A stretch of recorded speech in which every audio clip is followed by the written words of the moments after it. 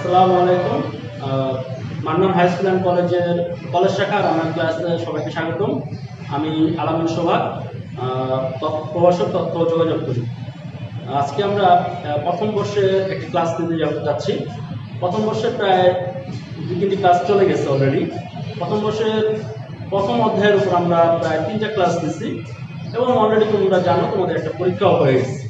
তো আজকে আমরা এখন নতুন একটা চ্যাপ্টার শুরু করব এবং ওই চ্যাপ্টারটা হচ্ছে তোমাদের বইয়ের 2য় অধ্যায় এবং চ্যাপ্টারটার নাম হচ্ছে সংখ্যা পদ্ধতি ও ডিজিটাল ডিভাইস।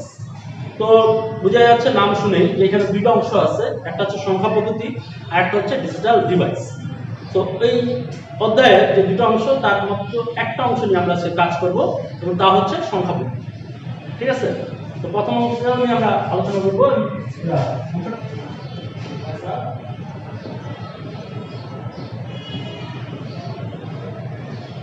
তাকে ইংরেজিতে আমরা বলতে পারি নাম্বার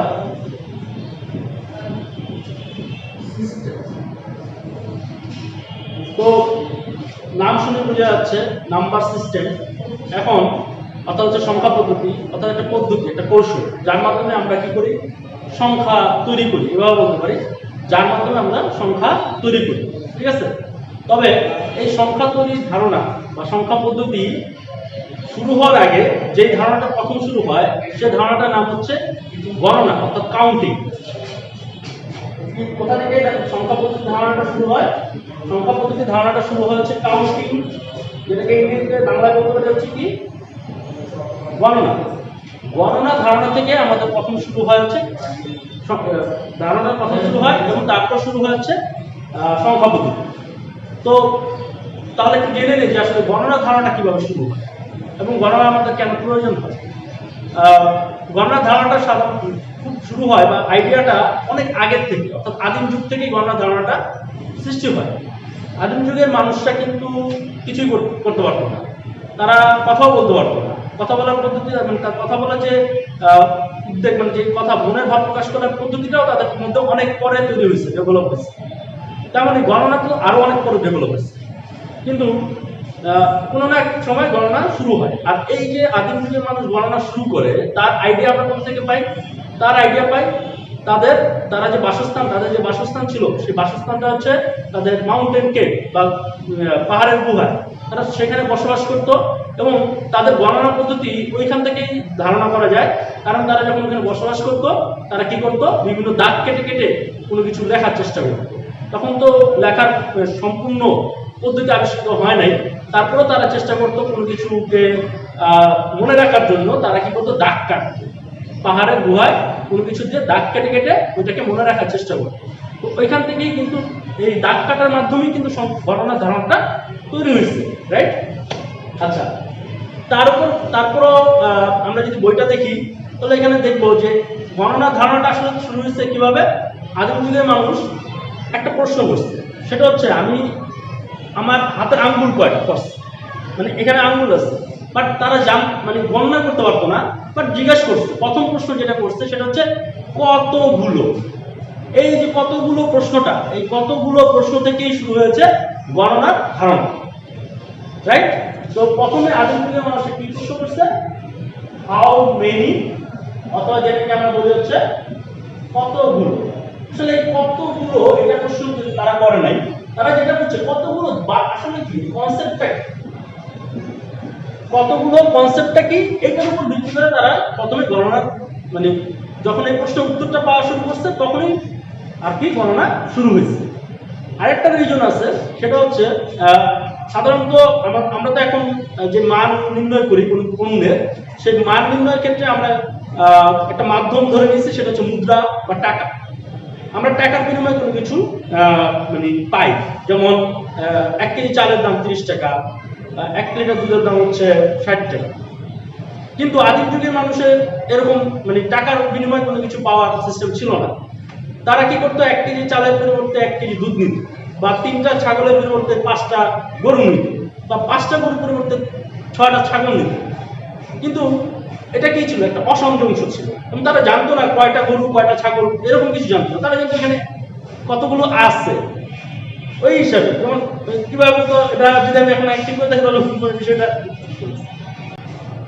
কতগুলো আসতে, ওইটা জানতো না, বাট আসতে ওইখানে এটা জানতো, অর্থাৎ সে জানতো না 3টা গরু আছে, সে জানতো এখানে কিছু আছে, আর আরেকজনের কাছে তার কাছেও কিছু আছে, সে কিন্তু ওই কিছু সাথে ওই কিছুর বিনিময় ঘটাতো, কিন্তু এটা পেয়ার বিনিময় হতো, অর্থাৎ হচ্ছে এটাতে অসামঞ্জস্য দেখা দিত। কারণ যে বললাম 5টা গরু আর 3টা ছাগল সমান না, 3টা ছাগল 2টা মুরগি সমান না, কিন্তু তাকে কি করতে হতো, কিছু কিছু ধরে বিনিময় করতে হতো, বাধ্য হতো, এটা পেয়ার বিনিময় হতো না। তো ওই পেয়ার বিনিময় অর্থাৎ হচ্ছে প্রকৃত মানে হচ্ছে লিগাল মানে কি মানে কোনো কারচুপি নাই, এরকম বিনিময় করার ক্ষেত্রে কিসের প্রয়োজন হয়ে পড়ে, গণনার প্রয়োজন হয়ে পড়ে। তো সংখ্যা পদ্ধতি ধারণাটার আগে যে ধারণা ছিল সেটা হচ্ছে গণনা, আর গণনা করতে গিয়ে আমাদের কি করতে হয়েছে, গণনার কিছু পদ্ধতি আবিষ্কার করতে হয়েছে, যাকে আমরা এখন বলি হচ্ছে সংখ্যা পদ্ধতি। ওকে, তাহলে আমরা প্রথমে জেনে নিই সংখ্যা পদ্ধতি কি। সংখ্যা পদ্ধতি হচ্ছে গণনা সংখ্যা তৈরি করার পদ্ধতি, যা কিনা আমাদের গণনার কাজে সহায়তা করে। কথা বোঝা গেছে? সংখ্যা পদ্ধতি কি? তো সংখ্যা পদ্ধতি কি? সংখ্যা পদ্ধতি হলো সংখ্যা তৈরি করার পদ্ধতি, যা কিনা গণনার কাজে ব্যবহৃত হয়। তো এটা হচ্ছে সংখ্যা পদ্ধতির একদম রুট লেভেলের ধারণা, অর্থাৎ হচ্ছে সংখ্যা পদ্ধতির মাধ্যমে আমরা কি করি, সংখ্যা তৈরি করি এবং এর মাধ্যমে আমরা কি করি, গণনা করি। এই কনসেপ্টটাই হচ্ছে এখানে মেইন। তো আমরা এই অংশে দেখব কিভাবে আমরা সংখ্যা তৈরি করতে পারি। বিভিন্ন উপায় আছে সংখ্যা তৈরি করার জন্য।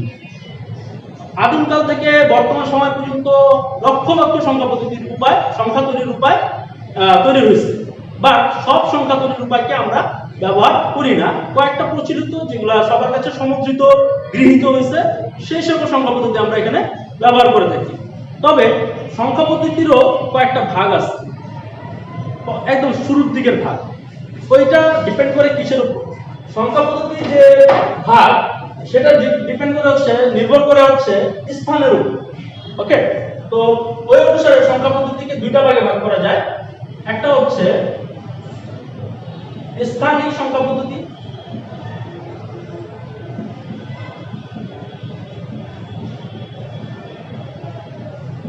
এবং আরেকটি হলো অস্থানিক সংখ্যা পদ্ধতি, যার ইংরেজি প্রথমটার ইংরেজি হচ্ছে পজিশনাল নাম্বার সিস্টেম,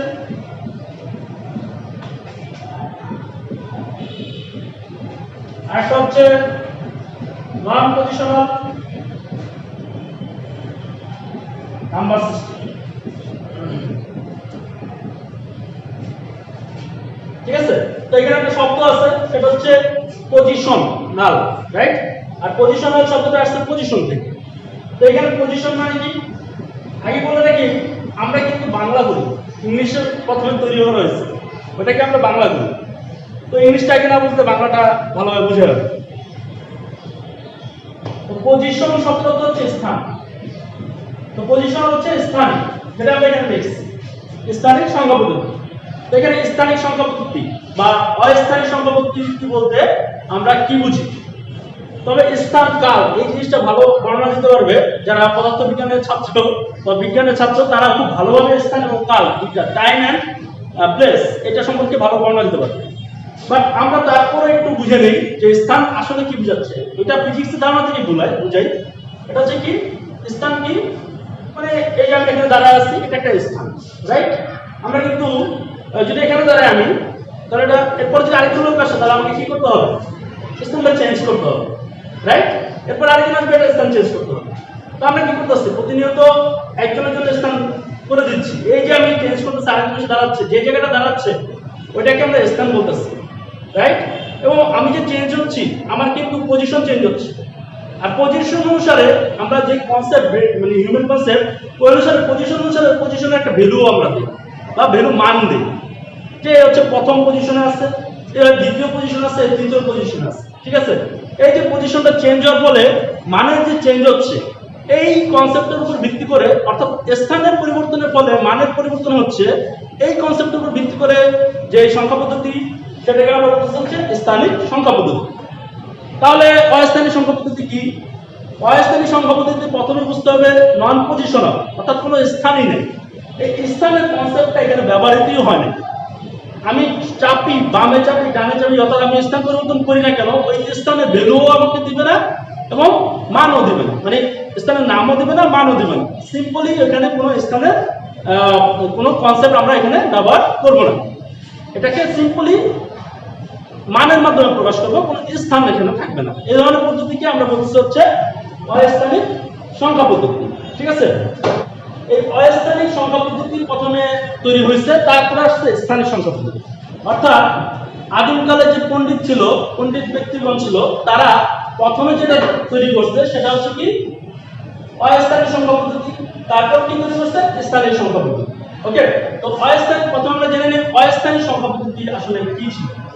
যে সংখ্যা পদ্ধতিতে সংখ্যা প্রকাশকারী প্রতীকের কোনো স্থানীয় মান থাকবে না, শুধু স্থানীয় নাম থাকবে না, স্থানীয় কোনো নাম থাকবে না, শুধু মান থাকবে, ইভেন স্থান শব্দটাই থাকবে না, এই ধরনের সংখ্যা পদ্ধতিকে আমরা বলি হচ্ছে অস্থানিক সংখ্যা পদ্ধতি। অর্থাৎ সেখানে স্থান বা পজিশন শব্দ বলতে কিছু থাকবে না, তবে কি থাকবে সংখ্যা বা সংখ্যা মানে প্রকাশক কিছু প্রতীক থাকবে, সংখ্যা প্রকাশক কিছু প্রতীক থাকবে এবং ওই প্রতীকের কিছু মান থাকবে, ওই মানের উপর ভিত্তি করে আমরা সংখ্যা লিখবো। এটাকে আমরা বলতেছি হচ্ছে অস্থানিক সংখ্যা পদ্ধতি। ঠিক আছে, তাহলে এটা কি, অর্থাৎ স্থান থাকবে না, স্থান পদ্ধতি থাকবে না, এই জন্য এটাকে আমরা অস্থানিক সংখ্যা পদ্ধতি বলতেছি। আর এই সংখ্যা পদ্ধতিতে প্রতীক থাকবে, ওই প্রতীকের একটা মান থাকবে। ওকে, তো এরকম অনেক ধরনের সংখ্যা পদ্ধতি আবিষ্কৃত হয়, যার মধ্যে 4টা সংখ্যা পদ্ধতি আমাদের খুবই প্রচলিত। তার মধ্যে একটা হচ্ছে কি রোমান,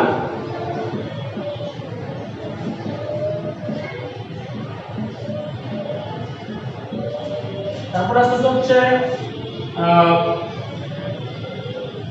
মায়ান,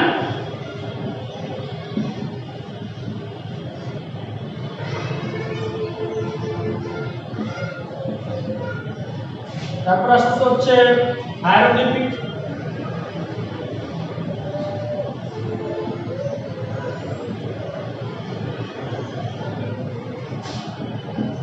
তো 4 নম্বর যেটা হচ্ছে ট্যালি। এই হলো 4 ধরনের অস্থানিক সংখ্যা পদ্ধতি। ঠিক আছে, তো প্রথম সংখ্যা পদ্ধতি রোমান, তারপরে মায়ান, তারপরে হায়ারোগ্লিফিক্স, তারপরে আসছে হচ্ছে ট্যালি। ওকে, তো এখন এগুলো সবগুলাই কে আমরা বলছি অস্থানিক সংখ্যা পদ্ধতি। অর্থাৎ এদের যে প্রতীকগুলো ব্যবহার করি সংখ্যা মান প্রকাশের জন্য, সেই প্রতীকগুলো স্থানীয় নাম নাই, মান নাই, বাট প্রত্যেকটা প্রতীকের একটা মান আছে যেটা স্থানিক না, অস্থান। অর্থাৎ তাদের প্রতীকগুলোর ভ্যালু আছে, ম্যাগনিটিউড আছে, বাট প্রতীকের বাম পাশে চাপলে মান চেঞ্জ হবে এরকম কোনো আইডিয়া এখানে নাই। সেক্ষেত্রে 4 ধরনের পদ্ধতি খুবই প্রসিদ্ধ। প্রথমটা হচ্ছে রোমান সংখ্যা পদ্ধতি, মায়ান সংখ্যা পদ্ধতি, হায়ারোগ্লিফিক, আর একটা হচ্ছে ট্যালি। তো প্রথমে আমরা একটু ট্যালি দেখি। ট্যালি কিন্তু একটা সংখ্যা পদ্ধতি, অর্থাৎ আমরা এর মাধ্যমে কি করি মান প্রকাশ করি, 5, 10, 15, 20 এরকম কিছু মান প্রকাশ করি, রাইট? বাট ট্যালির যে গণনা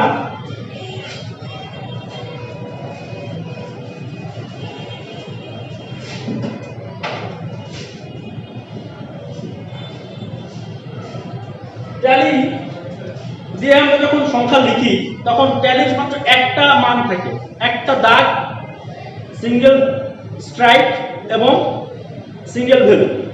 অর্থাৎ কেমন, শুধু একটা দাগ থাকে, এই একটা দাগকে প্রকাশ করা হয় 1 হিসাবে, 1 হিসাবে ধরা হয় বর্তমান সময়ে। তো একটা দাগ যদি 1 হয়, তো 2 লেখার জন্য আমার কয়টা দাগ লাগবে? 2টা দাগ পাশাপাশি। 3 লেখার জন্য 3টা দাগ, তার হচ্ছে 3। 4ও একইভাবে 4টা দাগ। কিন্তু 5 লেখার সময় যেটা করি আমরা এখনো, সেটা হচ্ছে 5 লেখার সময় আমরা পুরো 4টাকে এখান থেকে শুরু করে এই ডান থেকে শুরু করে বাম করে বাম পাশে কোনাকুনি ভাবে কেটে দিই এবং এটাকে প্রকাশ করা হচ্ছে 5 হিসাবে। তো বেসিক্যালি ওদের কিন্তু মাত্র 2টা সিম্বল, একটা হচ্ছে 1 এর জন্য আর একটা হচ্ছে 5 এর জন্য, বাকিগুলো জাস্ট পাশাপাশি বসাইলে 2 হয় 3 হয় 4 হয়, বাট অরিজিনালি কয়টা 5টা। তাহলে 10 লিখবো কিভাবে আমরা? সেক্ষেত্রে এই সিম্বলটা ব্যবহার করব, অর্থাৎ হচ্ছে এই এবং এই দুইটা মিলে কত হয় 10। এই পুরোটা সিম্বল এবং পুরোটা সিম্বল, এই দুইটা সিম্বল মিলে হয় হচ্ছে 10। अगेन আমি যদি বলি 12 কিভাবে লিখবো? 12 লিখবো কিভাবে? এই 5 আর বাকি হচ্ছে দুইটা দাগ। তো এই হচ্ছে আমাদের 12 লেখার পদ্ধতি। এই যে 12 বানালাম, কিভাবে বানালাম? সিম্পলি একটা দাগ দিয়ে এটাকে আমি মনে এটাকে ধরে নিলাম এটা হচ্ছে 1, এর মান হচ্ছে 1, আর এইটা যে চেঞ্জ হলো এই 1 এর পর আমি ডান পাশে যে আরেকটা দাগ আনলাম, এতে কি হলো? এই যে প্রথম যে দাগটা, এই দাগটা তার বাম পাশে চেপে গেল। তারপরেও কিন্তু আমি এটাকে কত ধরতেছি? এটাকে 1 এই ধরতেছি। আর এটাকে কত ধরতেছি? কি অন্য কিছু ধরতেছি? এইটাকে আমি কত ধরতেছি? 1। এই যে এই প্রথম 1টার পজিশন চেঞ্জ হওয়ার পরও মানের কোনো পরিবর্তন হয় নাই, এই জন্য এই পজিশন চেঞ্জের পরও যে মানের পরিবর্তন হয় নাই, তাই আমি এইটাকে বলি হচ্ছে নন পজিশনাল নাম্বার সিস্টেম বা অস্থানিক সংখ্যা পদ্ধতি। ঠিক আছে? এবং এটার প্রথম কি? ট্যালি। তো ট্যালি বলতে আমরা কি বুঝি? একটা দাগকে আমি 1 ধরি, এরকম ভাবে দুইটা দাগ দিলে 2, তিনটা দাগ দিলে 3 এবং চারটা দাগ দিলে 4, পাঁচটা কিভাবে প্রকাশ করি? এই যে এভাবে প্রকাশ করি। আর এই 5 যখন আমি প্রকাশ করতেছি কিভাবে? চারটা দাগ এবং চারটা দাগ কেটে দিলাম, তখন এটা হয়ে গেল 5। তো দুইটা এরকম চিহ্নকে আমরা বলি 10। তারপর আবার যদি দুইটা দাগ এক্সট্রা দেই এই পাশের থেকে আসে, তাহলে আমরা এটাকে বলি 12, এভাবে 13, 14 বা 15 লেখার সময় আমি আবার কি করি? এভাবে দাগ দিই। তো এই যে আমি কি করলাম? সংখ্যা তৈরি করলাম না? এই যে তৈরি করার পদ্ধতিটাকেই আমরা বলতে হচ্ছে সংখ্যা পদ্ধতি। তো এটা ছিল কোন ধরনের সংখ্যা পদ্ধতি তৈরি করা? ট্যালির মাধ্যমে সংখ্যা পদ্ধতি তৈরি করা। ওকে, সংখ্যা তৈরি করা ট্যালির মাধ্যমে আমরা সংখ্যা তৈরি করলাম। এরপর যেটা আছে সেটা হলো রোমান।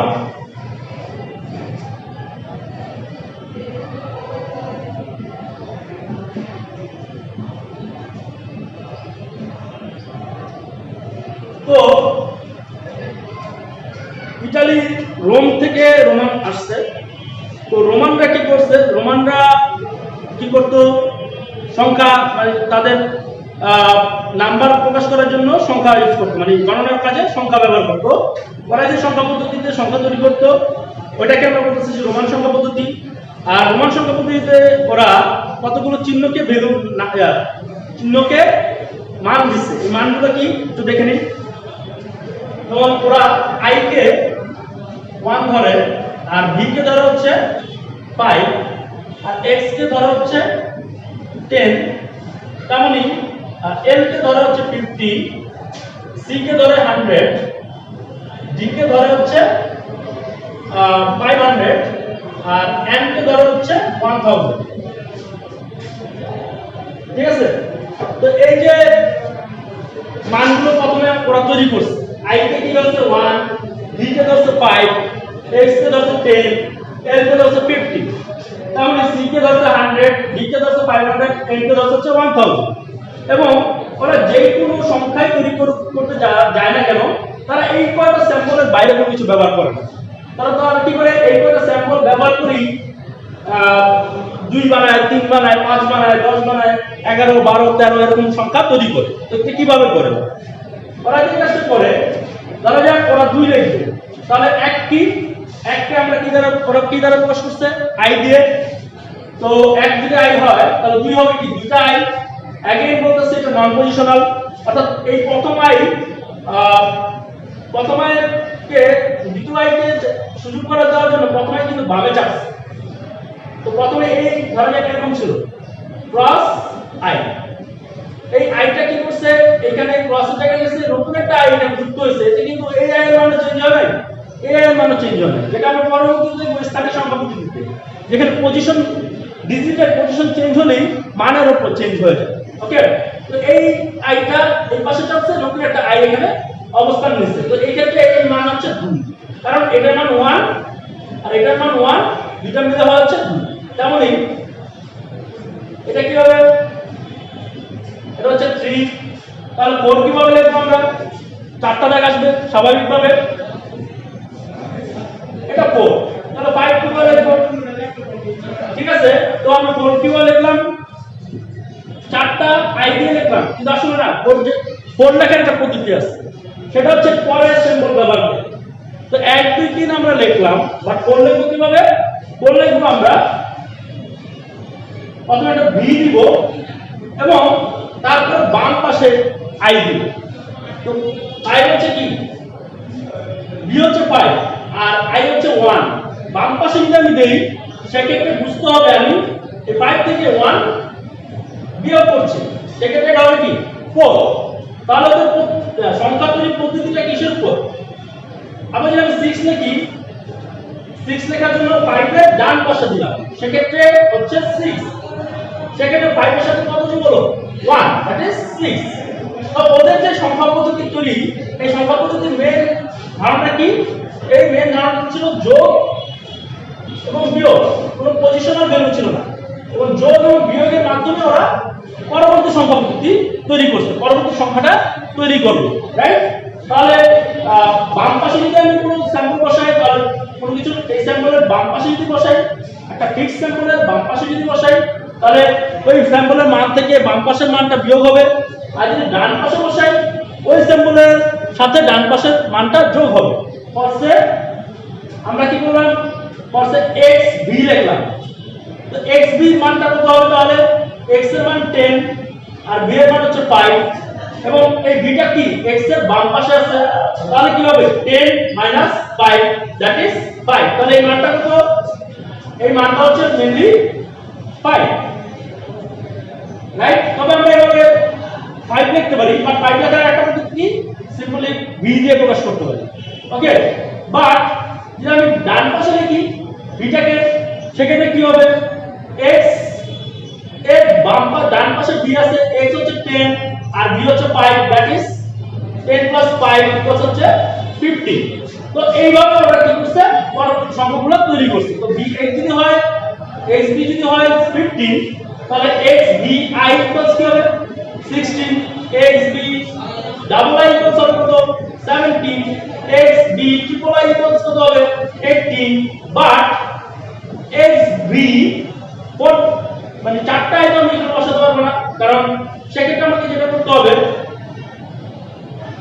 উনি যদি একটু লিখতে চাই ভি এর কাজ শেষ, এখানে আমাকে যেটা করতে হবে 9 লেখার জন্য আমাকে এই চিহ্নটা ব্যবহার করতে হবে, কারণ 9 আমরা লিখি কিভাবে, এই x এর আগে কি বসাই, বাম পাশে এটা হচ্ছে 10 আর 10 এর বাম পাশে যদি i বসাই, তাহলে এটা i কিউব হবে, তাহলে এটা হয়ে গেল কত 9, রাইট। তাহলে আমি যদি 19 লিখতে চাই, সেক্ষেত্রে আমাকে এই স্যাম্পলটা ইউজ করতে হবে, অর্থাৎ হচ্ছে x i x that is 19।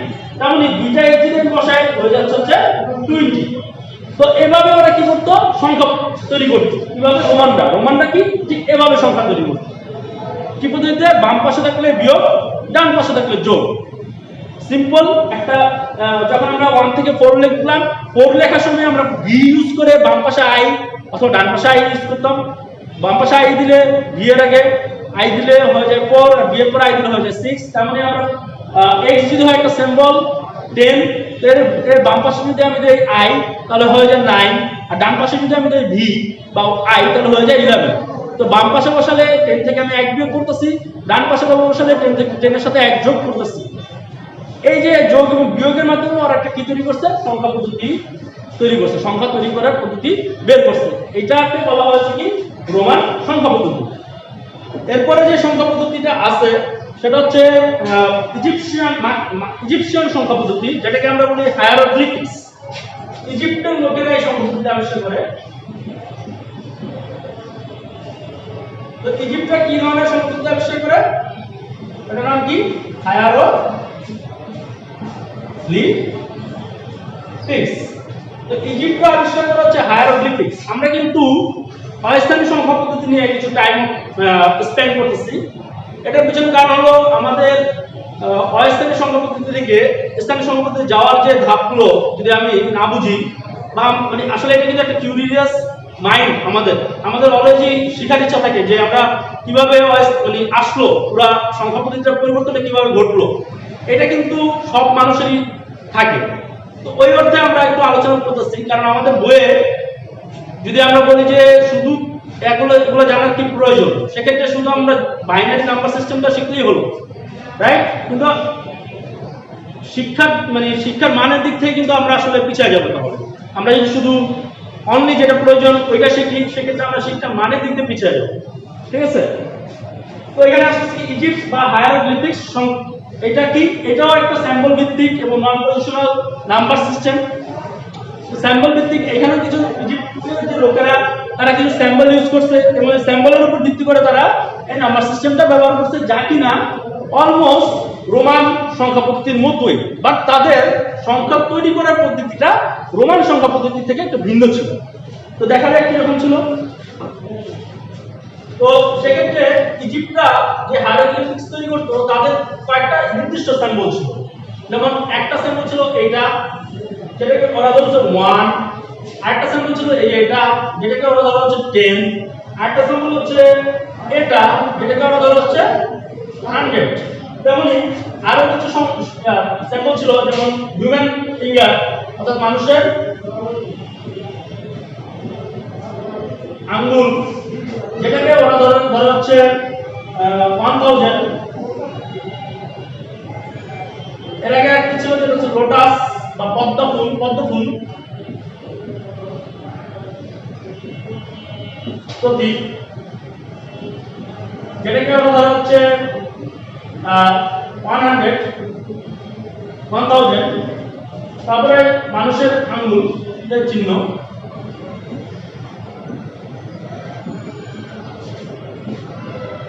যেটাকে ওরা ধরা হচ্ছে 10,000।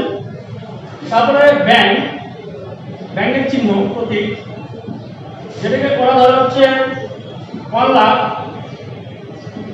এবং সর্বশেষ যেটা সেটা হচ্ছে সৃষ্টিকর্তা বা বিধাতা চিহ্ন, যেটাকে ওরা ধরা হচ্ছে 10 লাখ।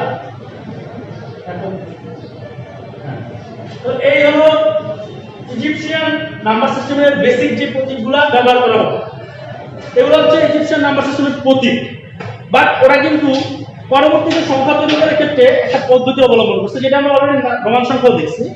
রোমান সংখ্যা 6টা প্রতীক ছিল, ওইটা বাম পাশে ডান পাশে যোগ বিয়োগ করে ওরা পরবর্তী সংখ্যাগুলো তৈরি করছে। তেমনি ইজিপশিয়ানরা এরকম কতগুলো সংখ্যা চিহ্ন তৈরি করে এবং এই চিহ্নগুলো একটা মান দিচ্ছে, মানের উপর ভিত্তি করে পরবর্তী সংখ্যা তৈরি করে। তো একটু দেখে নিই ওরা ওদের সংখ্যা পদ্ধতি তৈরি করার পদ্ধতিটা কেমন ছিল। ওরা যেটা করতো, এক লেখার জন্য তো এই দাগ ইউজ করা হয় না, তো ওরা কি করতো, কি করছে, এই দুইটা দাগ মানে হচ্ছে 2, ঠিক আছে? 3টা দাগ কিন্তু ওরা সব পাশাপাশি দিত না। ওরা যেটা করে পরবর্তী 3 লেখার জন্য যে দাগটা দিবে সেই দাগটা কিন্তু উপরে, এটা হচ্ছে 3। তাহলে 4 লিখতো কিভাবে? সেখানে 4 যে লিখতো, 4টা লিখতে হচ্ছে আবারও আরেকটা দাগ উপরে দিত, অর্থাৎ এরকম। তো দুটা কত হলো? 4টা। সেক্ষেত্রে মান হলো কত? 4। পরবর্তীতে ওরা কি করছে, তাহলে কি 5 লেখার জন্য কি নিচে দেব না উপরে দেব? ওদের নিয়মে 5 লেখার জন্য কি করা হতো, পরবর্তী যে 5 নম্বর দাগটা সেটা কোথায় দেওয়া হতো? উপরে। সেক্ষেত্রে তখন হয়ে যেতে হচ্ছে 5। তাহলে কেমন হতো দেখতে হতো এরকম। তো এইটাকে আমরা বলতেছি হচ্ছে 5। ওকে, এখন 6 তাহলে কিভাবে লিখব? 6 লেখার ক্ষেত্রে আবার পরবর্তী যে দুইটা দাগ ছিল নিচে ওইটাকে পূর্ণ করব। এটা হলো 6। তাহলে 7, অবশ্যই 7 বোঝা যাচ্ছে উপরে যাবে। 8 আরো উপরে যাবে। 9 এর ক্ষেত্রে ওরা আবার কি করবে?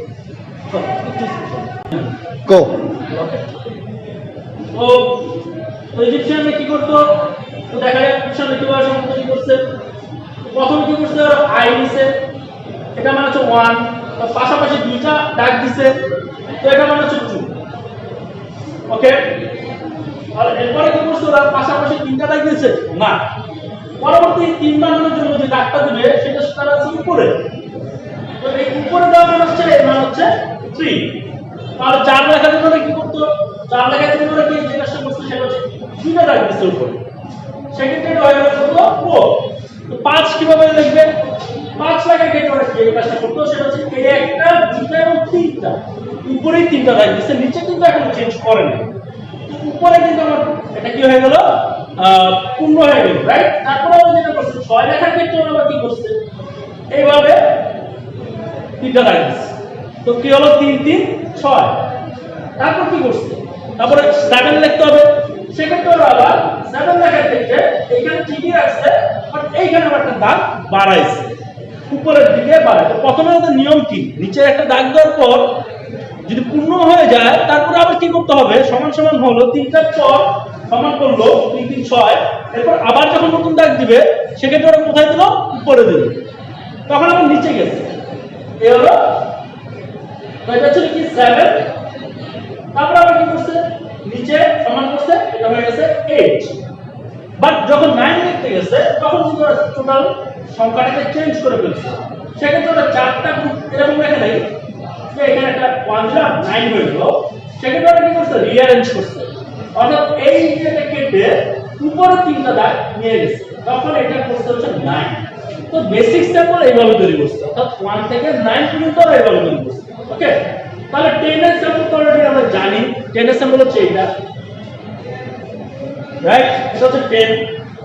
তো 10 যদি এটা হয় 11 কত হবে, 11 কি উপরে যাবে না ডান পাশে যাবে? 11। তো এটা যদি 10 তাহলে এই পাশে বসলো, এটা হয়ে গেল কি 11। তাহলে 19 কিভাবে হবে, 19 হবে ওই যে 19 এর যে স্যাম্পলটা ছিল, 19 স্যাম্পল কেমন ছিল, এরকম। তো এই যে এই 10 আর প্লাস 19 9, এই দুটো মিলে হয়ে গেল কি 90। তাহলে আমি 20 কিভাবে লিখব, 20 লিখবো প্রথমে একটা 10, তারপরে আরেকটা 10, তাহলে এটা কি হয়ে যাবে 20। বাট 30 কিভাবে লিখবো, যেভাবে আমি 3 লিখছিলাম ওই নিয়মে আমাকে কি লিখতে হবে, 30 লিখতে হবে, অর্থাৎ কি 30। তাহলে 40 কিভাবে হবে, 40। 60 কিভাবে হবে, 50 কিভাবে হবে, এই হচ্ছে 40, এই হচ্ছে 50। তাহলে 60 কিভাবে হবে, এই হলো 60, রাইট? তারপরে কি হবে 70, 70 কিভাবে হবে, এখানে আরেকটা দাগ আসবে, তাহলে 80 কিভাবে হবে, এই হচ্ছে 80। তারপরে আবার চেঞ্জ হবে, অর্থাৎ 90 লেখার ক্ষেত্রে আমার কিন্তু সিম্বলটা চেঞ্জ হয়ে যাবে। কিভাবে, ঠিক 9 লেখার সময় যেরকম সিম্বলটা চেঞ্জ হচ্ছে, এটা কি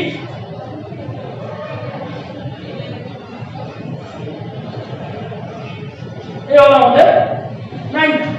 এই একই রুলস প্রত্যেকটা সিম্বলের জন্য প্রযোজ্য। একইভাবে আমি যদি 91 লিখতে চাই সেক্ষেত্রে আমাকে লিখতে হবে 91, 92, 93, 94, পয়েন্ট ধরে গেছে।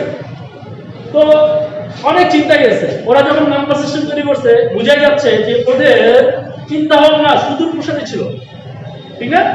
আমরা এত চিন্তা এখন করি না, কারণ অলরেডি তৈরি হয়ে গেছে, ওটা ব্যবহার করি। বাট তৈরি করার ক্ষেত্রে যে কত সুদূর প্রসারী চিন্তা ভাবনা তা কিন্তু আমরা এই উদাহরণগুলোর মাধ্যমে বুঝতে পারছি, ঠিক আছে? তো এটা ছিল কি ইজিপশিয়ান নাম্বার সিস্টেম, যেটাকে আমরা বলি হায়ারোগ্লিফিক্স। আরেকটা নাম্বার সিস্টেম ছিল, ওটা নিয়ে একটু আলোচনা করি। এটা যারা তৈরি করছে তাদের নাম হচ্ছে মায়ান। কি মায়ান? মায়ান নাম্বার সিস্টেম কিন্তু একটু ডিফারেন্ট ছিল। রোমান এবং হায়ারোগ্লিফিক্স এগুলোর মধ্যে যতটা মিল, একটু মিল যদিও আছে, মায়ানের ক্ষেত্রে একটু ডিফারেন্স। তো দেখা যায় কিরকম, মায়ান 0 প্রকাশের ক্ষেত্রে এই চিহ্নটা ব্যবহার করে, এই চিহ্নটাকে আমরা বলতে হচ্ছে 0। 1 প্রকাশের ক্ষেত্রে সিম্পলি একটা বিন্দু বা পয়েন্ট, এটাকে ওরা বলতো 1। ওকে, আর 5 এর ক্ষেত্রে ওরা ইউজ করতে হচ্ছে এটাকে ওরা বলা হচ্ছে 5, ঠিক আছে? আর 20 প্রকাশের ক্ষেত্রে ওরা কি সিম্বল ইউজ করতো, এ হচ্ছে 0, বাট এর উপরে একটা বিন্দু ইউজ করতো, যেটাকে ওরা বলতো হচ্ছে 20। এই হচ্ছে বেসিক স্যাম্পল। তো এই বেসিক স্যাম্পলগুলো ব্যবহার করে ওরা পরবর্তী সংখ্যা জেনারেট করছে। কিভাবে? 0 এর জন্য এটা ওকে পয়েন্ট, বাট 1 দেখার ক্ষেত্রে কি করছে? 1 এসে পয়েন্ট দিয়ে, তাহলে দুইটা পয়েন্ট যদি হয় সেক্ষেত্রে এটা কি হয়ে যেত? 2। তিনটা পয়েন্ট যদি হয় সেক্ষেত্রে এটা হতো 3। চারটা পয়েন্ট যদি হয় সেক্ষেত্রে এটা হতো 4। বাট 5 দেখার ক্ষেত্রে ওরা কিন্তু পয়েন্ট ইউজ করে নাই, সিম্পলি একটা ভার্টিক্যাল দাগ ইউজ করছে, যেটাকে ওরা বলতেছে হচ্ছে 5। তাহলে এখন তোমরা বলো 6 কিরকম হবে? 6টা কেমন হবে? 6টা লেখার জন্য ওরা যেটা করতো, এই 5 এর উপরে আরেকটা পয়েন্ট দিত, তখন এটা হয়ে যেত 6। 7 কেমন হতো?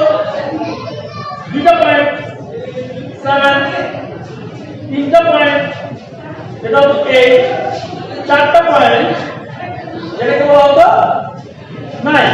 এই হলো 1 থেকে 9 পর্যন্ত সংখ্যা। এটা আমরা প্রকাশ করতে এই স্যাম্পলের মাধ্যমে বা প্রতীকের মাধ্যমে। ওকে, তাহলে এবারে ওরা কত পর্যন্ত লিখতে পারছে? 19 পর্যন্ত লিখতে পারছে। সরি, এখানে একটা বিষয় আছে। 9 লেখার ক্ষেত্রে ওরা দুইটা 9 লেখার ক্ষেত্রে ওরা এই কয়টা দাগ ইউজ করতো? কত? 9 একটা দাগ যেটা 5 আর 4টা ফোঁটা, এটা হচ্ছে 5 আর 4 9। বাট 10 লেখার ক্ষেত্রে ওরা কি করতো? 10 লেখার ক্ষেত্রে দুইটা দাগ ইউজ করতো, এভাবে দুটো 5 করে নিচে, তখন এটা হয়ে যেত 10। 10 লেখার পর আবার তাহলে 11 কিভাবে লিখতো? এখানে একটা পয়েন্ট, সেক্ষেত্রে এটা 10 + 1 11। তারপর কি? দুইটা পয়েন্ট 12, তিনটা পয়েন্ট 13, চারটা পয়েন্ট 14, পাঁচটা পয়েন্ট 16, 17, 18, 19। তো 19 পর্যন্ত তারা লিখছে।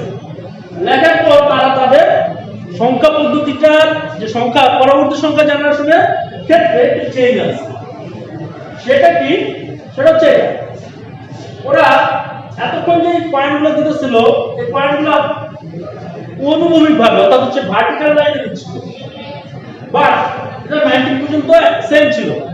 বাট যখন সে 20 লিখতে গেল, তখন সে 20 কে প্রকাশের ক্ষেত্রে ভার্টিক্যাল না দিয়ে হরিজন্টাল অর্থাৎ হচ্ছে অনুভূমিক না উল্লম্ব আকারে দেওয়া শুরু করলো। এই যে পয়েন্টটা উল্লম্ব আকারে আছে এবং এর নিচে কি একটা 0। এই হলো আমাদের 20। এখন 21 তাহলে কিভাবে হবে? এটা কিন্তু উল্লম্ব, এর নিচে একটা বেশি ডট দেই, এটা হয়ে যাবে 21। আমি যদি দুইটা ডট দেই সেটা হবে 22, এটা তো 20, আর এটা 1, এটা 1 মিলে হয়ে যাচ্ছে 22। তেমনি 23, 24, তারপর আসলে কি 25, তারপর হচ্ছে এটা গেল হচ্ছে 25 পর্যন্ত। তো 29 পর্যন্ত তারা অবশ্যই কি করছে? এটা হচ্ছে 20, এটা যদি 25 হয়, 26 হবে এটা, 27 এটা, 28 এটা, 29 এটা, রাইট? তাহলে 30 কিভাবে? সিম্পলি এটা একটা দাগ আসলো 20 আর 5, 10, 30, তার মানে 21, 22, 23, 24, আবার 25, তাহলে সেটা আরেকটা দাগ। তার মানে করতে করতে তারা কি করলো? 40 পর্যন্ত গেল। 40 যখন তারা প্রকাশ করবে সেক্ষেত্রে তারা আরেকটা হরিজন্টাল বিন্দু এখানে উপরের দিকে দিবে। এই যে দুইটা হরিজন্টাল, তাহলে 60 কি হবে? 60 হবে 3টা হরিজন্টাল, 80 কি হবে? 4টা হরিজন্টাল। ওরা যে কাজটা করছে, ওরা 20 ভিত্তিক তৈরি করছে, অর্থাৎ হচ্ছে প্রথমে 20 করে বাড়বে, 19 পর্যন্ত অর্থাৎ 19 পর্যন্ত যাওয়ার পর পরবর্তীতে যে 20 মানে পরবর্তী সংখ্যা তৈরি করবে সেক্ষেত্রে 20 ধরে দিচ্ছে, 20 এর পর চেঞ্জ হয়। অর্থাৎ এবং চেঞ্জ হয় কিভাবে? 20 প্রকাশের 20 করে চেঞ্জ করার ব্যাপারটা কিভাবে আসে? নিচের আচ্ছা 20, তারপরে একটা বিন্দু দিলাম 40, তারপরে একটা বিন্দু দিলাম 60, তারপরে একটা বিন্দু দিলাম হচ্ছে 80, তারপরের বিন্দু তাহলে কি হবে? 100। তো এইভাবে সংখ্যা তৈরি করবে। ঠিক আছে? তো বুঝা যাচ্ছে ওরা আসলে অনেক ভাবনা চিন্তা করছে সংখ্যা পদ্ধতি মানুষকে হেল্প করার জন্য, কিন্তু গণনার কাজে। তো গণনার কাজে যাতে সবাই মানে গণনা ঠিকভাবে করতে পারে তার জন্য একদম জ্ঞানী ব্যক্তি অথবা পণ্ডিত ব্যক্তি তারা করছে এত কিছু চিন্তা করে সংখ্যা তৈরি করছে। সংখ্যা মানে গণনার কাজে সংখ্যা পদ্ধতি সংখ্যা কিভাবে তৈরি করতে হয় ওই পদ্ধতি আবিষ্কার করছে। তো আমরা মোটামুটি বুঝতে পারলাম যে অস্থানিক সংখ্যা পদ্ধতি কি এবং কয় ধরনের প্রসিদ্ধ অস্থানিক সংখ্যা পদ্ধতি আছে এবং ওই সংখ্যা পদ্ধতির বেসিক বা মৌলিক স্যাম্পলগুলো কি এবং ওই স্যাম্পলগুলো ব্যবহার করে কিভাবে আমরা নতুন নতুন সংখ্যা তৈরি করতে পারি এই বিষয়গুলো আমরা জানলাম। ঠিক আছে, তো এখন আমরা নেক্সট ক্লাসে জানবো যে স্থানিক সংখ্যা পদ্ধতি কোনগুলো এবং স্থানিক সংখ্যা পদ্ধতিকে কেন স্থানিক বা পজিশনাল নাম্বার সিস্টেম বলা হয়।